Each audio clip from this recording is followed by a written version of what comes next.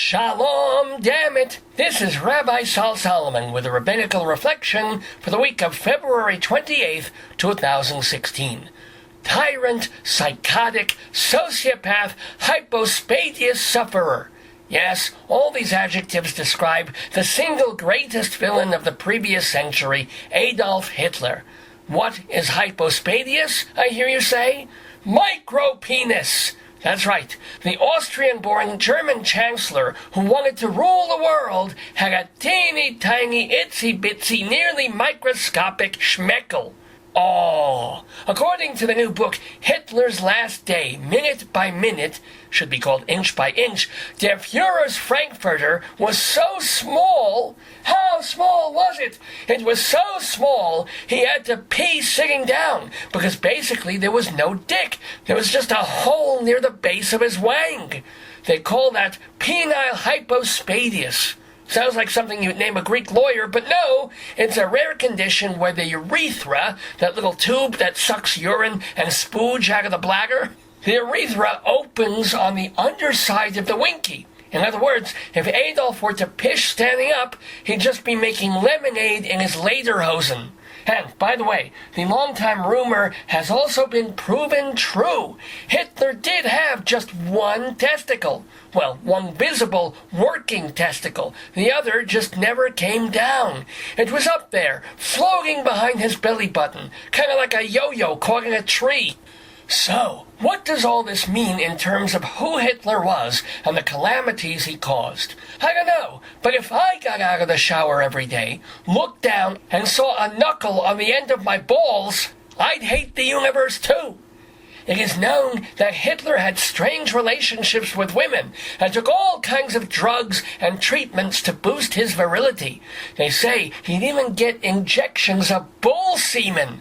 Go figure. With Nazis, the blood has to be pure, but the jizz, anything goes. What I don't understand is, if Hitler had a chip on his shoulder because he had no whip on his boulders, shouldn't he have been mad at the Schwarzes instead of the Jews? He'd be jealous of Italians and black men with howitzers in their hangs. Why pick on Jewish guys who aren't exactly known for hiding salamis in their pajamas? Yes, we do have the outliers like Milton Berle and David Duchovny, and myself. But for the most part, if a Jewish guy with a boner walks into a wall, he's still gonna break his nose. If Adolf Hitler, the great dickless-tater, had embraced the Jewish nation and commiserated with us on our puny putzes, what a different world this would have been. Instead of making Jews into lampshades, he would have rolled up lampshades to make prosthetic peckers. Instead of hard labor, he put in the labor to get hard. Instead of herding people into gas chambers, he joined them in therapy sessions. They'd all hug and confess to stuffing kielbasa's down their pants to impress waitresses at Oktoberfest. No World War II, no Holocaust, no Berlin Wall. We'd still have the accordion, but you take the victories you can. Perhaps it's too Freudian to suggest that Hitler compensated for his wee willy winkle by building phallic missiles and having the whole country salute him by holding their arms stiff and erect. But then again, maybe there's something to it. Look who else attacked us in the Second World War. The Japanese. We all know they've got nothing between their legs but chopsticks. Now, causality, schmausality, we're not giving Hitler a pass for his actions because of his inadequacy. We can, however, tell some really tasteless jokes at his expense. For example, what did they call Adolf Hitler's last orgasm? The final solution. What did Hitler have in common with the Jews? They both looked awful coming out of the shower. Why was Hitler so afraid of acne? One time he got a hard-on and a dermatologist tried to pop it. Why was Hitler better at basketball than Jesse Owens? Jesse could run, but Hitler dribbled. Why was Hitler a bad shortstop? Because he always started with 2 foul balls, one of which was out of play.